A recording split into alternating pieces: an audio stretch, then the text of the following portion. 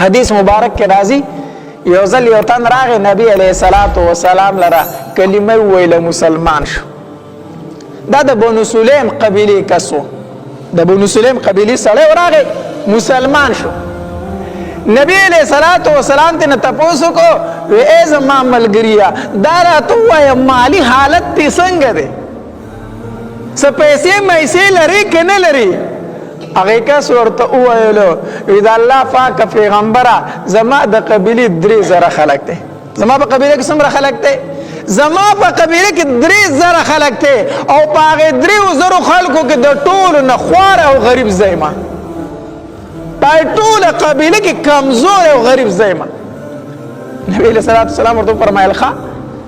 صحابه کرام یې ناست وو خواته.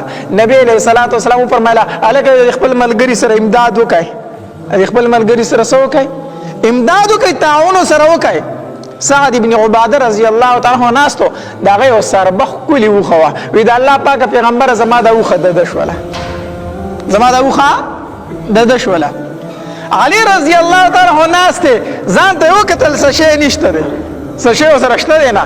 خپل سر ته یې لاس کو، نوې پګړۍ وه، هغه یې راواغېسته، هغې صحابي ته یې په سر کېښوده. وی دا مې پرون ځان له اخېستې، زما د طرفه دا ستا شوه، نور را سره څه شی نشته دی، زما دا پګړۍ ستا شوه، نور را سره څه نشته، مې پرون ځان له نوې اخېستې ده. نبی علیہ الصلوۃ والسلام سلمان فارسی رضی الله تعالی عنہ فرمایل وی سلمانه ستاسو د مرګري خو سورلی مو شوله، پګړۍ مو شوله، خو د لرې نه راغلی څه د خوراک انتظام خو ورله وکړې که نه زمونږ کوره خو کور څه شی نشته دی. لاړ شه وځه د مدینې په کوڅو کې وګرځه، وایي د الله د پاک پیغمبر میلمه راغلی وږې د خوراک له ولې څه راکوئ. سلمان فارسی رضی الله تعالی چې د مسجد نبوي نه ووتو، د مدینې منورې په کوڅو کې روان دی او اواز کوي ای خلکو زما د محبوب صلی الله علیه وسلم میلمه راغلی وګورئ، هغه له د ډوډۍ انتظام وکړئ. د مدینې په کوڅو کې دا اواز کوي چې څنګه تو په کوڅه کې که نه نو دا اواز د فاطمه رضی الله تعالی کور ته ورغی. هغې په کور کې دا اواز واورېدو چې بار د کوڅې نه اواز راغی چې د دواړو جهانو د سردار میلمه دی او وږی دی، د هغه له د ډوډۍ انتظام پکار دی.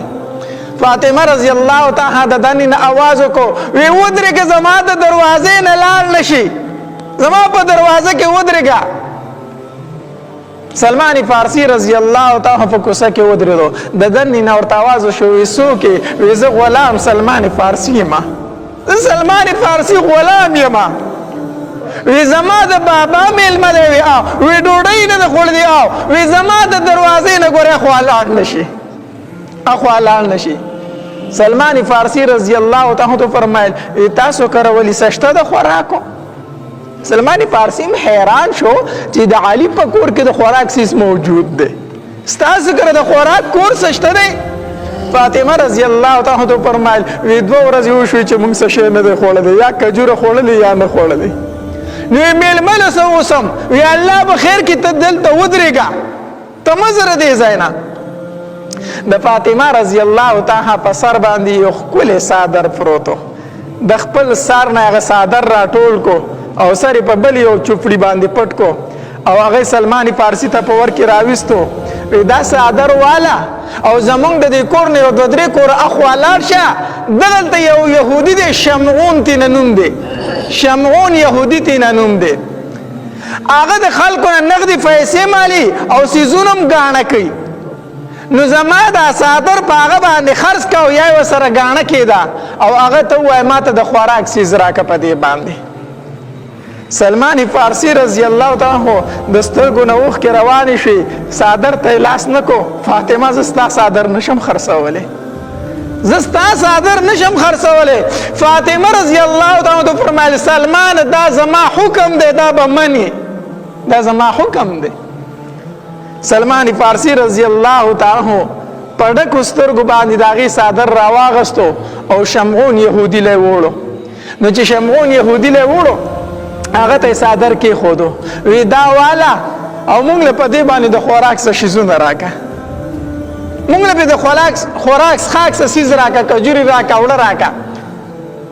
نو شمعون یهودي چې څادر اوچت کو او داسې پوزې ته یې نږدې کو وی څومره ښایسته خوشبویي ترې رانه راځي دا څادر دی د چا دا خو چېرته د ډېر غټې کورنۍ نه دا څادر راغی دا څادر د چا د سلمانه دا خو راته ووایه که نه سلمان فارسي چې سترګې اوچتې کړي د سترګو نه اوښکې روانې شوې شمعون یهودي ته وی دا د دواړو جهانو د سردار د لور د سر څادر دی دا د فاطمه د سر څادر دی وی ولې خرڅوي خرڅوي یې ولې وی خرڅوي ځکه چې د هغې د پلار میلمه راغلی دی او وږی دی او د هغې په کور کې د خوراک څه شی نشته دی هغه و چې شمعون نه دا څادر ورکړه خو د خوراک څه شی پې ماله راوړه شمعون یهودي چغې کړې وی فاطمه ته وایه چې د شمعون په دوکان کې ستا د څادر قیمت نشته د شمعون یهودي دومره طاقت نشته دی چې د فاطمه د سر څادر واخلي او ما نن سال تورات تلاوت کو خو زه اوس پورې په تیارو کې پروت وم په هغې کې اول خبره ماله دا راله چې د آخرې زمانې د پیغمبر نښه دا ده چې د هغه د خاندان خلک به دومره صحیح وي دومره سخاوت به پکې وي چې په خپله ګېډه باندې به یې ګټې تړلي خو بل ته به ورکړه کوي دا د سید او د میا پکار دا چې ځان ته میا وي سید وي چې په دې کې سخا هم موجود وي دا د نبی علیه الصلاة والسلام د خاندان صفت دی ګورې وی ما په تورات کې دا ولوستلو چې د نبی علیه الصلاة والسلام د خاندان خلکو به په خپله ګېډه پورې ګټې تړلي خو غریب ته به ورکړه کوي وی زه در اوسه پورې په تیارو کې ومه فاطمه ته وایه څادر دې واخله او دا خوراک دا کجوري والا دا وړه والا دا هغې کره اوس او دا ورله ورکه خو فاطمه ما ته پته ده چې دا اسې نه قبلوي